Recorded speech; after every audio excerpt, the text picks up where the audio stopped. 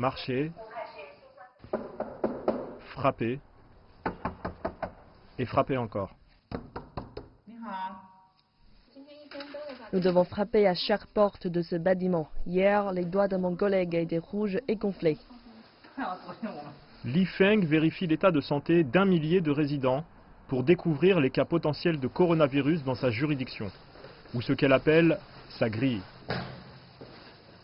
Cette communauté de 5000 habitants est divisée en 6 grilles.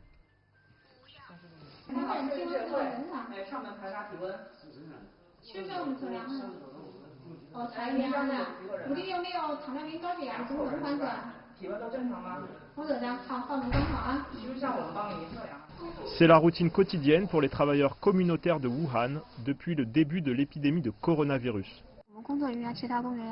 Mes collègues et moi travaillons tous les jours depuis le 2 février. Pas de jour de repos, pas de week-end. Li a un fils de 2 ans et le petit garçon a pensé à un moment que sa mère était une amie de ses héros de dessins animés préférés.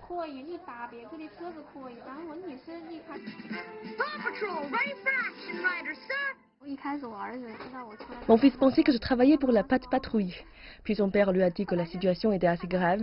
Il a ensuite commencé à s'inquiéter pour moi. Il a même fait des cauchemars en pleurant. Maman est à l'hôpital. Il pensait que j'étais tombée malade. Il y a des centaines de travailleurs communautaires comme elle à Wuhan. Ce sont des mères, des épouses, des fils et des maris. Pourtant, pour leurs voisins, ils sont avant tout des gens sur qui l'on peut compter. Nous allons rendre visite à une femme âgée qui vit seule. Sa famille a appelé les services communautaires en espérant que nous puissions vérifier son état et savoir si elle a ou non des problèmes ou besoin de quoi que ce soit. Nous sommes en train de lui préparer des légumes. Beaucoup de personnes âgées vivent dans ce vieux quartier. Certains souffrent de maladies chroniques et cela les rend plus vulnérables au virus. Outre les contrôles quotidiens, le personnel et les bénévoles du service communautaire apportent également à ces personnes de la nourriture et des médicaments. Madame Yu, 78 ans, vit seule.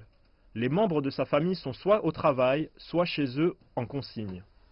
Aujourd'hui, les travailleurs lui ont apporté des carottes pour son ragoût de bœuf. Je suis très reconnaissante pour leur service, c'est réconfortant. Je suis très touchée par les efforts des autorités et par les soins que j'ai reçus. Je vis seule, mais je me sens entre bonnes mains. Après une longue matinée de travail, c'est enfin l'heure de la pause déjeuner. Ou peut-être pas. Son travail se poursuit soit au bureau, soit sous la forme de visites à domicile.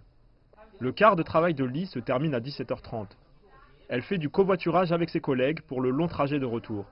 Quand nous lui avons demandé si nous pouvions rendre visite à sa famille, Li a hésité, puis a finalement décliné notre demande. Mais cet agent public, dévoué, nous a confié qu'elle nous accueillerait à tout moment s'il n'y avait pas l'épidémie.